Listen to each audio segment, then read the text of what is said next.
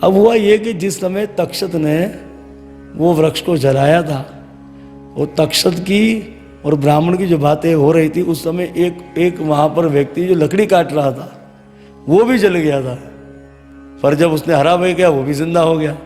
तो ये बात परीक्षित महाराज जी के बेटा जन्मेजय को उसने कह दी, और जन्मेजय महाराज जी सर्पों के दुश्मन हो गए, सर्प यज्ञ किया। और मैंने आपको महाभारत से बताया ना कि माता काद्रू ने अपने बच्चों को श्राप दे दिया कि तुमको जन्मेजय के यज्ञ में जलना पड़ेगा। तो सतयुग में ही श्राप दे दिया था, और अब तो कलयुग का आरंभ हो गया। तो इस तरह से जो है वो जन्मेजय ने सर्प यज्ञ करवाया। सारे सर्प यज्ञ में ऋषि जो थे वो काले कपड़े पहन कर बैठे थे। उस समय सारे सर्प जलने लगे। तो बोले भाई तक्षत क्यों नहीं आया? ऋषियों लगा इंद्र के आसन से लपटा हुआ आएगा, चिंता न करो राजा, ऐसा मंत्र पढ़ेंगे इंद्र भी खिसकेगा नीचे। क्या बल है ऋषियों के मंत्रों के अंदर। देखो देवता भी फेल है, फिर भी हमारे लोग देवताओं के चक्कर में पड़े रहते हैं। भगवान के ऋषियों के आगे तो कुछ भी नहीं है ये लोग। ऐसा मंत्र पढ़ा ब्राह्मणों ने, इंद्र ही खिसकने लगा नीचे। इंद्र ने बोला अच्छा यहाँ से आतंकवादी को पनाह देने वाला आतंकवादी केला, तो धक्का देकर अपने आसन से भगा दिया। तक्षत आने लगा। तो महाभारत के अनुसार जो है अस्तिक ऋषि आए थे। अस्ति का ऋषि जो है वो सांपों के भांजा थे, क्योंकि महाभारत के आदि पर्व में चरित्र आता है कि जिस समय ये श्राप हो गया था उस समय सर्प बड़े चिंता मगन थे। उस समय डुंडुक नाम का एक सांप था, तो उसको कह दिया था भाई श्राप से मुक्त कैसे होंगे कि तुम्हारी बहन का नाम क्या है? जरुत करो ऋषि ऐसे करके नाम था, जरत करो। इसी नाम का जो ऋषि होगा ना, तुम्हारी बहन से विवाह होगा, तब जाकर एक पुत्र पैदा होगा जिसका नाम होगा अस्तिक। तो इनसे बच्चा पैदा हुआ था अस्तिक ऋषि। अस्तिक ऋषि आए बृहस्पति जी के संग। तो उस समय जो है उस यज्ञ की महिमा कहने लगे कि आपके रहे राजा जन्मेजय, आपकी तो यज्ञ की महिमा कैसी जैसे इंद्र का यज्ञ हो रहेगा। आपकी तो यज्ञ की महिमा ऐसी जैसे कश्यप ऋषि का यज्ञ होता है। आपके तो यज्ञ की महिमा ऐसी जैसे बृहस्पति का यज्ञ होता है। इस तरह तारीफ करने लगे। और उस समय जब जन्मेजय ने कहा तक्षत लिया आहुति डालो, आहुति डाली। जैसे ही तक्षत आने लगा तो तक्षत को कहा ठहर जा, ठहरा दिया। उस समय जो है वो वरदान मांगा था कि इस यज्ञ बंद हो जाए। तो इस तरह से, लेकिन भागवत में लिखा बृहस्पति जी ने आके उस यज्ञ को बंद करवा दिया था। तो कल्प का भेद जो है वो हो सकता है, क्योंकि हल कल्प में ये लीलाएं होती रहती हैगी। तो दोनों ही बात को हम सत्य कहते हैं। अगर बृहस्पति जी ने भी इस यज्ञ को शांत कर दिया ये बात भी सत्य है, और अस्तिक ऋषि ने इस यज्ञ को शांत करवाया ये बात भी ठीक है। इस तरह से जन्मेजय ने अपने यज्ञ को बंद कर दिया है। जैसे परीक्षित महाराज जी श्रीमद् भागवत के श्रोता हैं, ऐसे ही परीक्षित महाराज जी के बेटा राजा जन्मेजय महाभारत ग्रंथ के श्रोता हैं। इसलिए कहते सर्प का भय हो तो उसे जन्मेजय महाराज जी का नाम लेना चाहिए। बोलो जन्मेजय महाराज की जय। तो इस तरह से जो है यहाँ पर जो है ये वर्णन दिया गया है। फिर आगे जो है वो श्री सूत जी महाराज जी कथा कहते कि एक समय मार्कंडेय ऋषि की इच्छा हुई प्रलय देखने की। बस ध्यान मगन थे, ध्यान करते करते प्रलय में चले गए। महाराज विशाल प्रलय का जल कभी इधर फेंक रहा कभी उधर फेंक रहेगा, पानी ही पानी पानी ही पानी नजर आ रहा था। उस समय क्या देखा मार्कंडेय ऋषि ने कि बरगद के पेड़ के ऊपर अंगूठा चूसे एक बालक दिखलाई दिया। कौन है? गोविंद दामोदर माधवेति। तो सुंदर भगवान श्री कृष्ण का दर्शन हुआ। उसके बाद भगवान अपनी माया सारी समेट ली। और अब जो है पुराण के 10 लक्षण, सारी ये कथाएं पुराणों में आती है, पर किसी पुराण में 1 लक्षण, किसी में 2, किसी में 3। परिपूर्ण 10 लक्षणों से परिपूर्ण केवल भागवत है। तो भागवत में 10 लक्षण कैसे हैं? पहला लक्षण है सर्ग। देखो भागवत का जो पहला स्कंद है और दूसरा स्कंद, इसमें श्रोता वक्ता कैसे है, श्रोता कैसे है, वक्ता उनकी महानता के विषय में बताया गया। श्रोता कैसे है तो पहले स्कंद में परीक्षित जी का चरित्र, वक्ता कैसे है तो दूसरे स्कंद के अंदर सुखदेव जी का चरित्र। तो ये है श्रोता और वक्ता कैसे होने चाहिए, इनका चरित्र है। पुराण का पहला लक्षण है सर्ग, जो कि तीसरे स्कंद से आरंभ होता है। इसको कहते हैं कारण सृष्टि, कि कैसे भगवान ने संसार को पैदा कर दिया। दूसरा पुराण का लक्षण है विस्वर्ग, कि कैसे जीवों को पैदा किया। तो आपने चौथे स्कंद में देखा कि कैसे वंश बढ़ा, कैसे सब पैदा हुए। तीसरा पुराण का लक्षण है स्थान, तो आपने पंचम स्कंद में देखा कि 7 लोग ऊपर और 7 लोग नीचे, इसको कहते स्थान।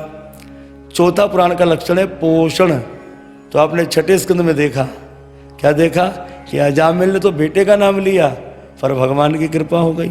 बत्तासुर तो राक्षस शरीर के अंदर था, फिर भी भगवान का भजन किया, उनके ऊपर भी भगवान की कृपा हो गई।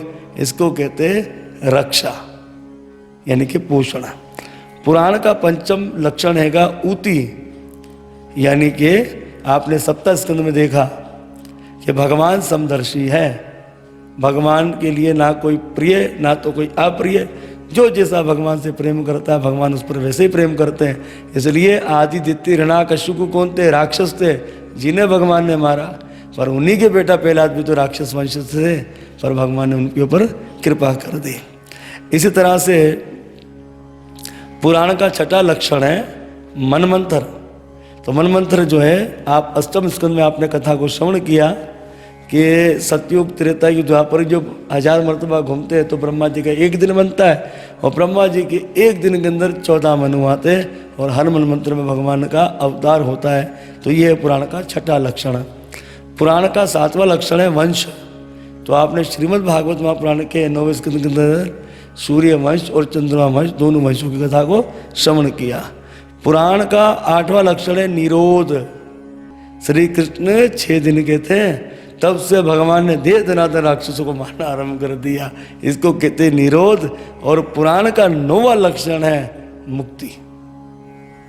क्या हुआ 11वें स्कंद के अंदर, कितने उद्धव जी मोहित हो रहे थे, तो भगवान ने दिव्य विज्ञान देकर उद्धव जी को मुक्त कर दिया। तो 10वां स्कंद क्या है, निरोध, और 11वां स्कंद मुक्ति। अब अंत में क्या हुआ कि जब सुखदेव जी ने कहा तो अच्छा तो अपने राम चलते, तो परीक्षित ने क्या कहा, तक्षक आएगा मुझे ढसलेगा। तो तुरंत पुराण का 10वां लक्षण आ गया, वो आया 12वें स्कंद के अंदर। हे राजन, तू परमात्मा का अंश है, तू परमात्मा का बेटा है, तुझे काल क्या बिगाड़ेगा, तू तो उसी में समा जाएगा। इसको कहते हैं आश्रय। पुराण का 10वां लक्षण है, वो है आश्रय। तो ये है भगवत कृपा से पुराण के 10 लक्षण। अब 2 मिनट के अंदर 18 पुराणों का प्राप्त कर लेंगे। मैं पुराण का नाम और श्लोक संख्या कहूँगा और आपको जय में जय घोष करना है जोर में। तो सबसे पहले है ब्रह्म पुराण जिसके 10,000 श्लोक है। दूसरा पद्म पुराण जिसके 55,000 श्लोक है। तीसरा विष्णु पुराण जिसके 23,000 श्लोक हैं। और चौथा शिव पुराण जिसके 24,000 श्लोक हैं। 5वां भागवत महापुराण जिसके 18,000 श्लोक है। छठा नारद पुराण जिसके 25,000 श्लोक है। 7वां मार्कंडेय पुराण जिसके 9,000 श्लोक है। और 8वां अग्नि पुराण जिसके 15,400 श्लोक है। 9वां भविष्य पुराण जिसके 14,500 श्लोक है। 10वां ब्रह्म विरुद्ध पुराण जिसके 18,000 श्लोक है। 11वां लिंग पुराण जिसके 11,000 श्लोक है। 12वां वराह पुराण जिसके 24,000 श्लोक है। 13वां स्कंद पुराण जिसके 81,100 श्लोक है। अच्छा, सबसे विशाल जो है ना स्कंद पुराण है, सबसे विशाल, जिसके 81,100 श्लोक हैं। तो हाँ, चौथा वामन पुराण जिसके 10,000 श्लोक है। 15वां कुर्म पुराण जिसके 17,000 श्लोक है। 16वां मत्स्य पुराण जिसके 14,000 श्लोक है। 17वां गरुड़ पुराण जिसके 19,000 श्लोक है। 18वां ब्रह्मांड पुराण जिसके 12,000 श्लोक है। तो ये हमें जो है 18 पुराण सुनने का फल मुश्किल से 1 मिनट में मिला होगा।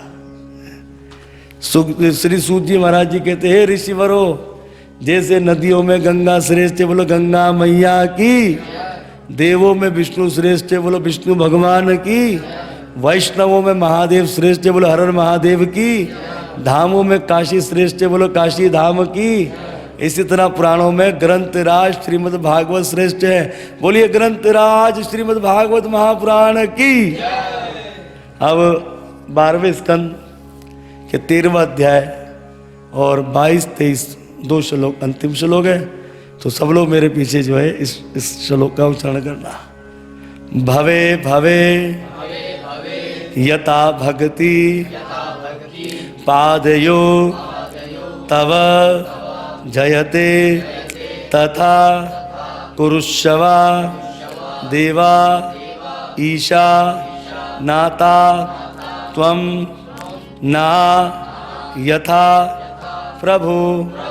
हे देवों के स्वामी, आप हमें जन्मों जन्मों तक अपने चरणों की शुद्ध भक्ति का वर दे।